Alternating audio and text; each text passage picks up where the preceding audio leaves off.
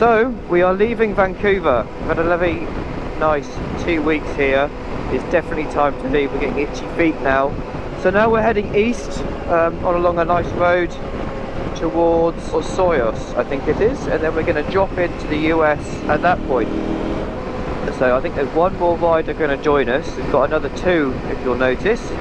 So we've got Damo up front, and then Sven, and then Ellen, and then Johnny is up front, and then this is Travis coming in now. So Johnny's on a V-Strom and Travis is on a African Twin. We're into the road that we wanted to be in, and there's now 6 of us as well. We've got a little R3 up with us as well that joined us near Hope. This is where we say goodbye to Johnny. And there he is, the man, the legend. Oh, I'm gonna get on.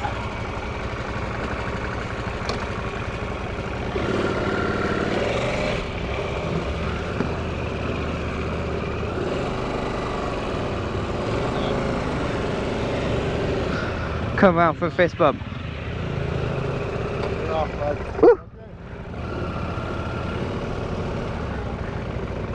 Woo. See you guys. Right, back as the 4, and the next stop is the US border, where we say goodbye to Canada for, as far as we know it, the last time. Oh, quick stop. Right, well, we're in Osoyoos, I think it is. And this is basically the town that borders with the US. It is screaming hot, it's 30 degrees, which is just a complete change from this morning, which was cloudy and about 15. Also, the terrain has drastically changed. We've got like big grey, well not grey, beige hills with very little grass on it. Trees have dropped off. It feels like we're in almost like a deserty town. I'm excited to be back in the US again, and excited to see more of the country than I did before, and see all the exciting bits. I've got so many bits on Google Maps for this side of the US, for the west side of the US. Alright, where's this border at?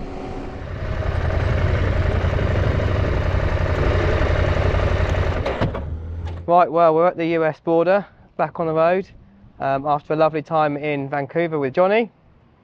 These two idiots are going to do something stupid in the back of camera, as they always do. But I just came out.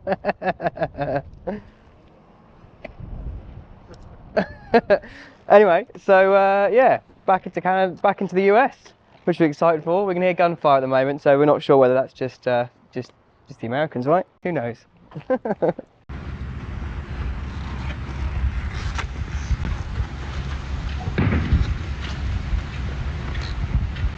Another night in the USA. We've come to a nice camp spot.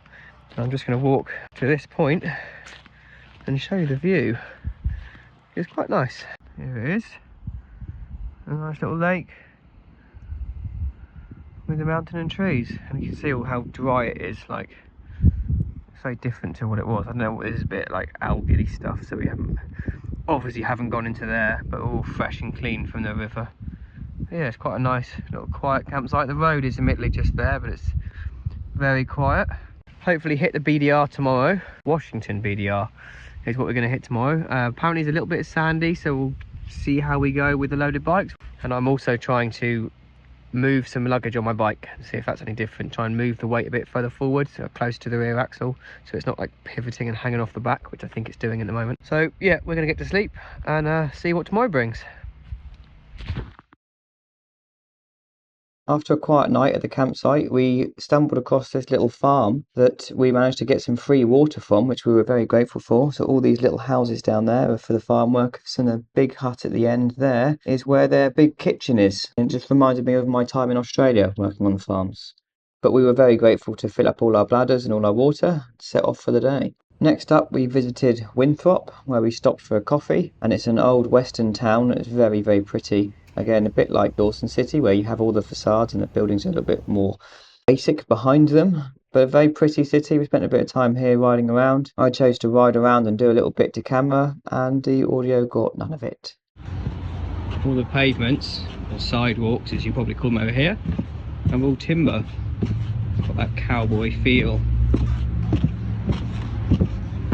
Once we left Windthrop, it was time to hit the BDR, but just before we leave I just thought I'd spot this little house on the side, and I thought I'd mention that all the houses over here and buildings are built out of wood, which is a bit strange for us, so me and Damo decided to call them really expensive sheds. And clearly they haven't heard the story about the 3 pigs and the wolf, with the straw house, wooden house and the house made of bricks. We made it to the BDR. It was just easy gravel but lots of dust, so nothing we hadn't dealt with before, and we set off to enjoy it. Unfortunately, half of the BDR was closed due to a fire, so we all got turned round and had to backtrack and find a different route back to the highway.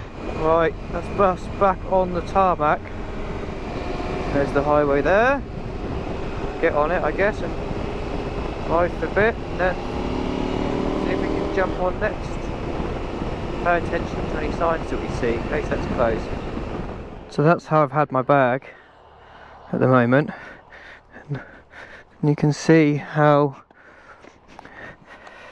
it's like directly over the rear axle. It looks better, but that gap between me and my seat is just not enough for me to move around, so I'll have to swap it back over again and have it further back. Although the weight distribution is better, it makes it more rideable having it the other way, because I can move. I feel freer. I feel like someone's constantly pushing my back and like this, and I don't like it.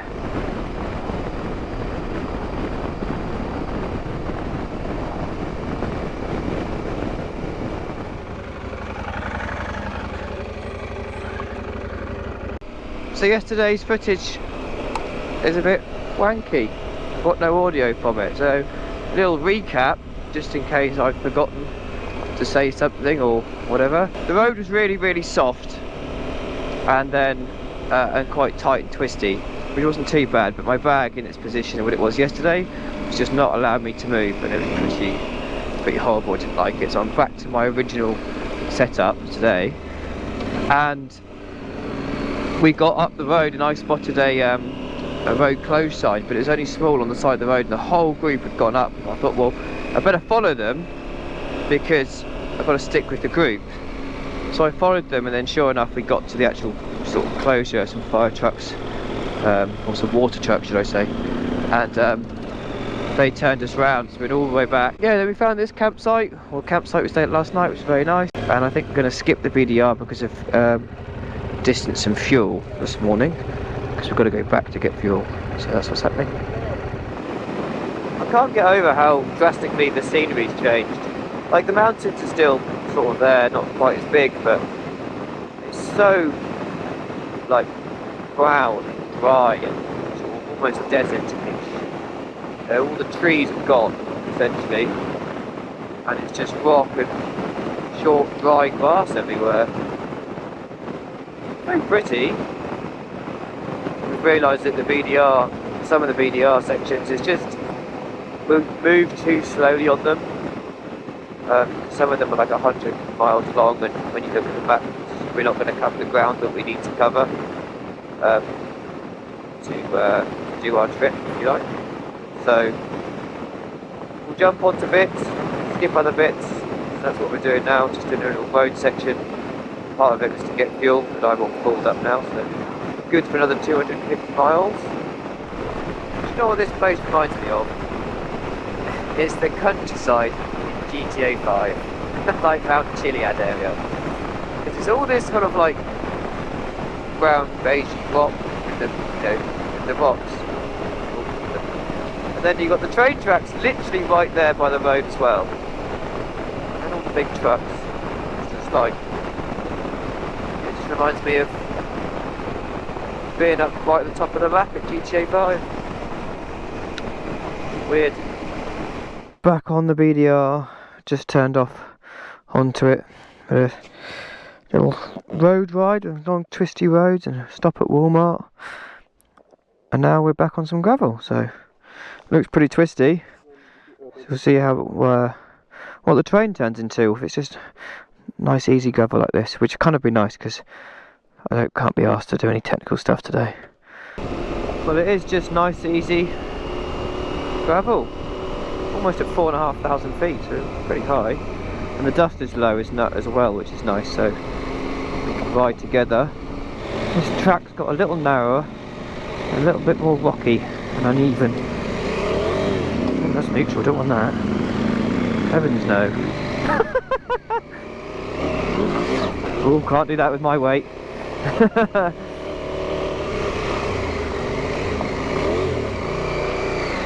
Oh, oh, oh. There we go. Yeah, a bit more interesting. Oh, wow. Look at that. Beautiful, huh? Yeah. That's stunning. Done 1,000 feet. How much? 5,695. Crazy. That'll be why the temperature's dropped. Where's the deer? 12 now. Yeah, it was like what, 20 odd? 27. Huh? It was 27 down there. 27? Yeah, that'll do it. That's why I changed and put my jacket on and everything. This is pretty good going, to be honest.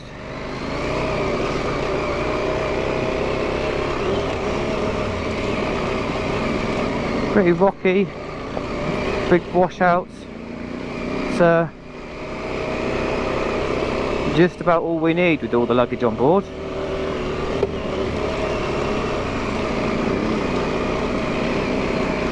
Luckily there's always a nice, reasonably easy line through it, so it's not too bad.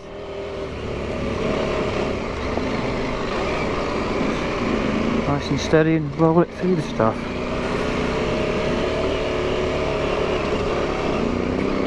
Oh. Wow. Pretty cool. Can now go, Ellen. She's rolling through this like it's nothing.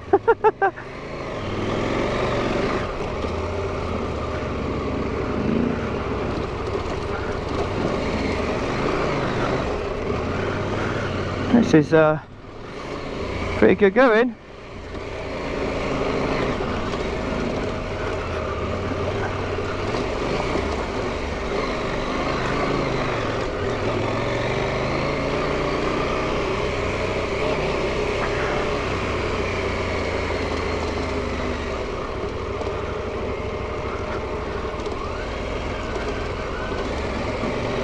I'm glad I've got my luggage moved, because I would have not managed this with the setup yesterday.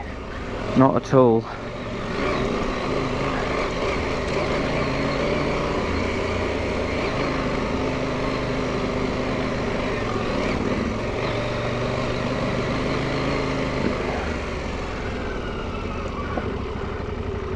Well, that wasn't bad. Good hell. I thought. That was some tet. We had a little stop and I said to Ellen, wow Ellen, you look really professional and you flowed through that really nicely, a good pace and excellent lines. And she held her hand out and it was shaking and she went, I near enough shit myself. But she shit herself in a professional way, so it doesn't matter. But that's where you learn, I guess. You just push yourself and almost, not scare yourself, but you know, go into more technical stuff and you realise the bike can do it quite well, and you get your confidence. But we're all pleased that it's got a little bit easier. Working our way down now.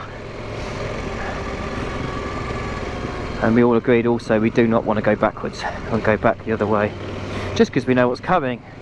When you ride through technical stuff and you don't know what's coming, it's you just ride through it, right? And you kind of like, oh, I'll just get this bit, or I'll just get this bit, or I'll just get this bit.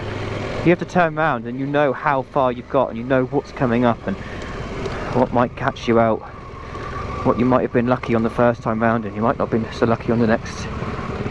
But there's a bit more distance between me and Damo.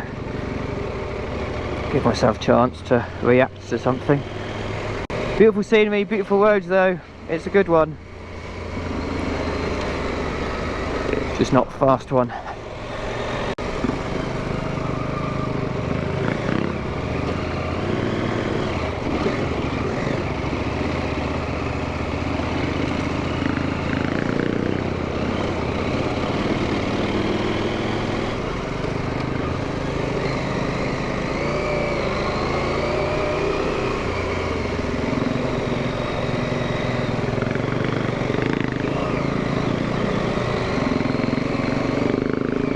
This is the trail that keeps on giving. It's not really let up.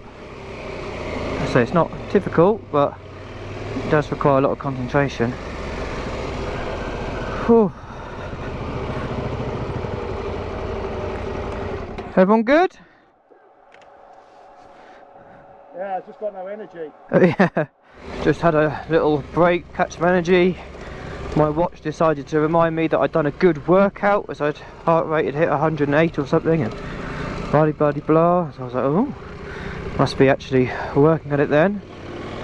Like, it's not complicated, it's just, it's harder with the luggage, and what's nerve-wracking and makes it dangerous is the drop-offs on the edges, on the sides of the road.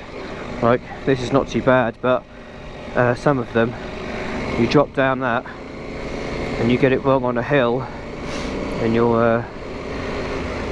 yeah, that'd be a big whoopsie. Well, that would be, it might hurt. What a nice section of the BDR. The views are amazing, the track is amazing. While both Sven and I followed Ellen and watched her ride, it got me thinking about how her riding has come along. She's gone from being a little timid and a stiff rider, as you can see here from Telegraph Creek, which meant her bike didn't quite do what she wanted, causing frustration, to this full throttle animal leading us all through technical sections at a good pace, and being much more relaxed on the bike and letting it move underneath her. Anyway, back to watching Ellen lead the way. Oh, look at them, his and her riding together. This is what a 300L flat out up a rocky hill looks like. She's absolutely pinning it. And just riding the rocks, it's amazing.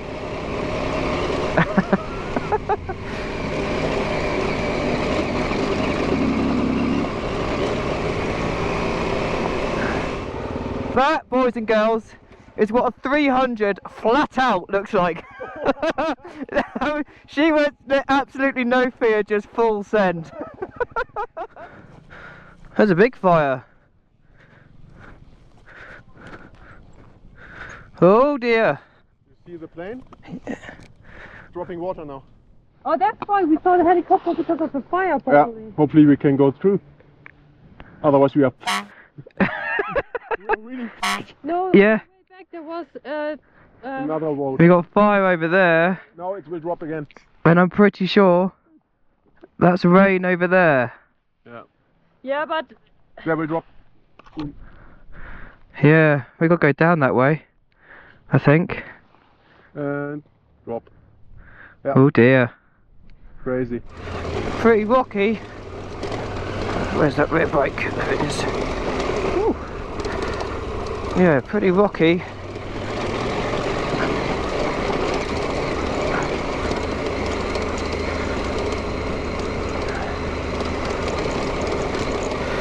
Just wait here for the guys a little bit.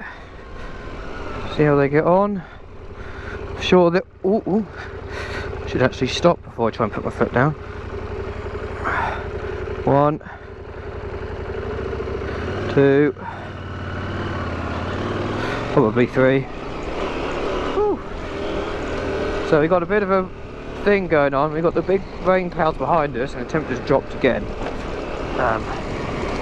And we've got smoke and fire potentially ahead of us. So let's just hope we can stay out of the rain. So that's all I hope for.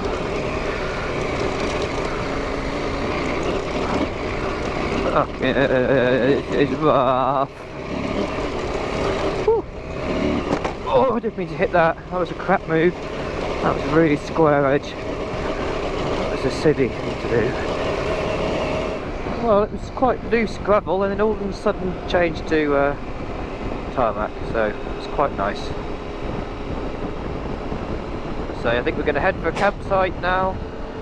It's about it's about 2 o'clock, but I think we're going to head down towards town, find a campsite and hopefully get pitched before this rain comes. That's what I'd like to do anyway.